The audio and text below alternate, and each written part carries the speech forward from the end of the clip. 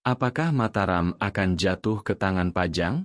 Saksikan bagaimana Panembahan Senopati memohon kekuatan gaib di tepi Laut Selatan, dan takdir kerajaan berubah. Jangan lupa subscribe untuk kisah sejarah Nusantara yang penuh misteri dan strategi sakti. Di tengah hiruk-pikuk politik Jawa abad ke-16, Kerajaan Mataram berada di ambang kehancuran. Kerajaan Pajang yang perkasa mengincar wilayah Mataram. Rakyat cemas, tentara gemetar, dan Panembahan Senopati pun merasa beban sejarah menimpanya. Namun, ada satu jalan yang tak terpikirkan oleh manusia biasa. Suasana di Kerajaan Mataram mulai mencekam. Dari kejauhan terdengar kabar bahwa pasukan Pajang yang perkasa sedang bergerak menuju wilayah Mataram. Para utusan Pajang datang membawa ultimatum, menuntut Mataram menyerahkan tanah dan rakyatnya. Di istana, para adipati dan patih berkumpul dengan wajah tegang. Mereka membahas jumlah pasukan Pajang yang jauh lebih besar, senjata mereka yang lengkap, serta strategi perang yang terkenal cerdik. Ketakutan mulai merayap ke hati para prajurit. Beberapa bahkan mempertanyakan kemampuan Panembahan Senopati untuk mempertahankan kerajaan. Rakyat desa pun ikut merasakan kegelisahan. Kabar tentang pasukan Pajang yang menjarah desa-desa kecil sebelum mencapai Mataram menyebar seperti api.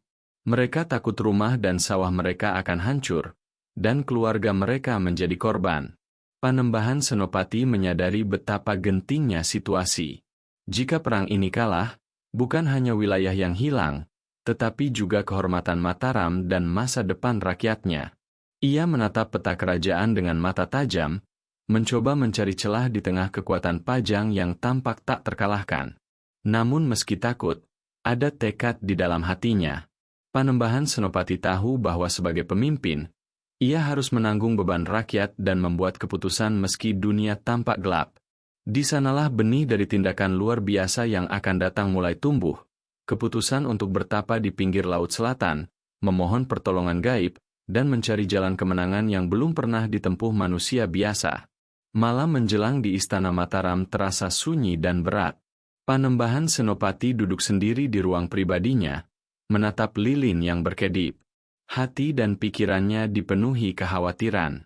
Bayangan pasukan Pajang yang gagah dan tak terkalahkan terus menghantui. Ia merenungkan nasib rakyatnya, petani, pedagang, dan prajurit muda yang mempercayakan hidup mereka kepadanya. Ia tahu, jika Mataram jatuh, bukan hanya wilayah yang hilang, tetapi kehormatan dan nyawa rakyatnya terancam. Panembahan Senopati merasa seolah seluruh dunia berada di pundaknya. Rasa ragu pun muncul. Patih-patihnya sudah memberi saran strategi perang, tapi tidak satu pun yang bisa menjamin kemenangan. Mereka hanya bisa mengandalkan kekuatan fisik dan jumlah pasukan, sementara Pajang jauh lebih unggul. Panembahan Senopati menyadari bahwa perang biasa mungkin tidak cukup untuk menyelamatkan Mataram. Di tengah kegelisahannya, ia termenung tentang legenda-legenda Laut Selatan, tentang Nyi Roro Kidul yang memiliki kekuatan gaib luar biasa. Muncul bisikan kecil di hatinya, apakah keberanian seorang raja bisa menggapai bantuan dari dunia yang tak terlihat? Keraguan dan takut akan kekalahan mulai bercampur dengan tekad. Panembahan Senopati menyadari bahwa untuk menyelamatkan Mataram, ia harus mengambil langkah yang tidak biasa, mencari kekuatan di luar manusia biasa. Dari sanalah muncul keputusan berani, ia akan bertapa di pinggir Laut Selatan, tempat samudra dan misteri berpadu, untuk memohon pertolongan gaib demi keselamatan kerajaannya. Di tengah malam yang gelap, Panembahan Senopati meninggalkan istana dengan beberapa pengawal setia, menempuh perjalanan menuju pesisir selatan Jawa. Ombak bergemuruh keras, angin laut menerpa wajahnya, seolah memberi pertanda akan ujian yang akan ia hadapi. Tiba di tepi Laut Selatan, Panembahan Senopati duduk di atas batu karang yang dingin, menatap gelombang samudra yang tak pernah tenang. Di sana, ia mulai melakukan tapa brata, meditasi dan tapa sunyi untuk memusatkan pikiran, mengosongkan diri dari keraguan, dan membuka hati untuk berkomunikasi dengan kekuatan gaib. Malam demi malam berlalu. Hujan deras, angin kencang, dan ombak tinggi menjadi teman tapanya. Namun tekadnya tidak goyah. Ia memohon dengan tulus, lindungilah Mataram. Berikan aku kekuatan untuk menghadapi Pajang, bukan demi diriku sendiri, tapi demi rakyatku dan kehormatan kerajaan. Legenda mengatakan, Laut Selatan adalah wilayah Nyi Roro Kidul, penguasa samudra dengan kekuatan gaib luar biasa. Panembahan Senopati merasakan getaran aneh di udara, angin berubah, ombak seolah menari, dan cahaya samar muncul dari permukaan laut. Tanda-tanda ini memberinya harapan bahwa permohonannya didengar. Dalam kesunyian itu, Panembahan Senopati menyadari sesuatu yang penting. Kemenangan Mataram bukan hanya tentang strategi perang atau kekuatan prajurit, tetapi juga keberanian, ketulusan hati, dan hubungan dengan kekuatan yang tak terlihat oleh mata manusia. Ia bersiap untuk menerima arahan gaib yang akan menentukan nasib kerajaan. Di tepian Laut Selatan, Panembahan Senopati terus bertapa hingga suatu malam terjadi peristiwa luar biasa. Ombak berkilau kehijauan, angin berbisik seakan membawa pesan, dan dari kabut muncul sosok wanita berpakaian hijau biru, memancarkan aura mistis. Itu adalah Nyi Roro Kidul, penguasa Laut Selatan. Nyi Roro Kidul menatap Panembahan Senopati dengan mata yang menembus hati.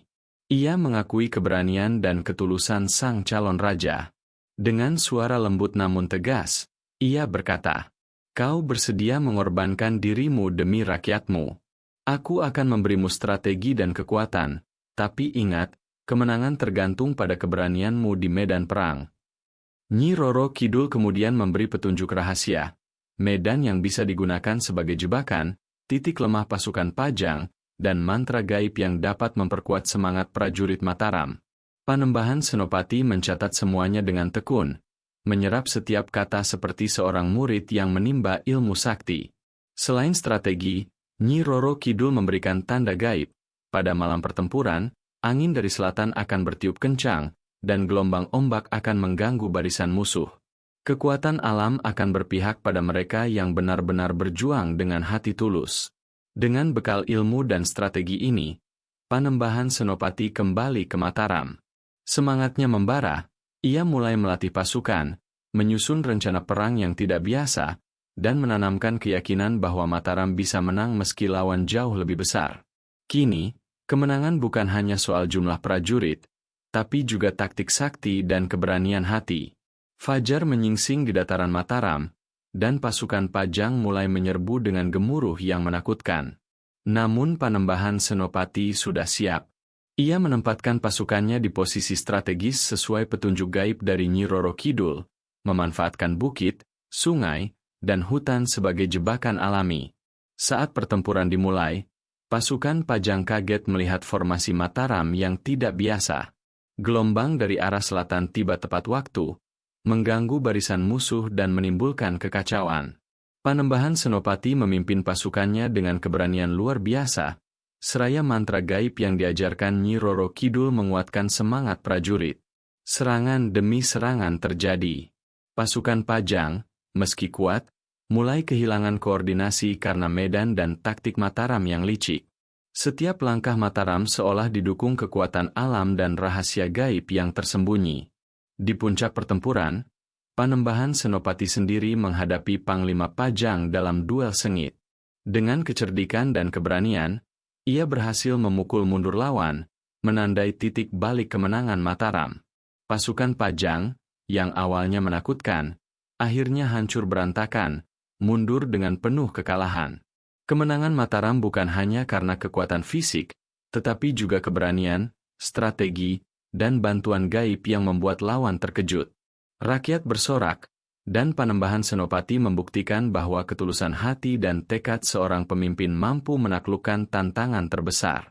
Setelah pertempuran berakhir, medan perang dipenuhi puing-puing dan tentara Pajang yang tersisa melarikan diri. Rakyat Mataram keluar dari persembunyian, bersorak-sorai menyambut kemenangan yang tampaknya mustahil itu. Panembahan Senopati berdiri di tengah pasukan, wajahnya tenang namun penuh wibawa.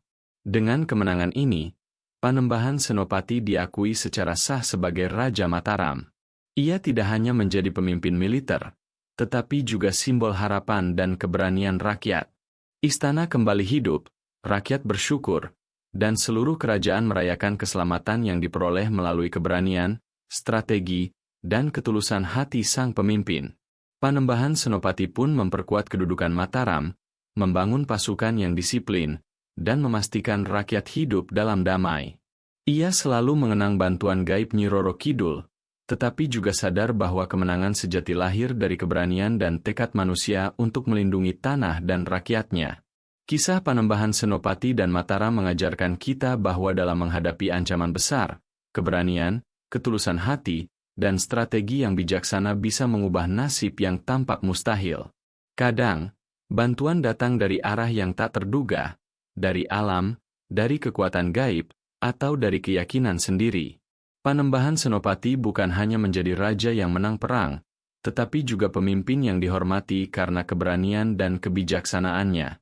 Dari kisah ini, kita belajar bahwa seorang pemimpin sejati selalu menempatkan rakyat di atas segalanya, dan tidak takut mencari jalan yang sulit demi keselamatan mereka.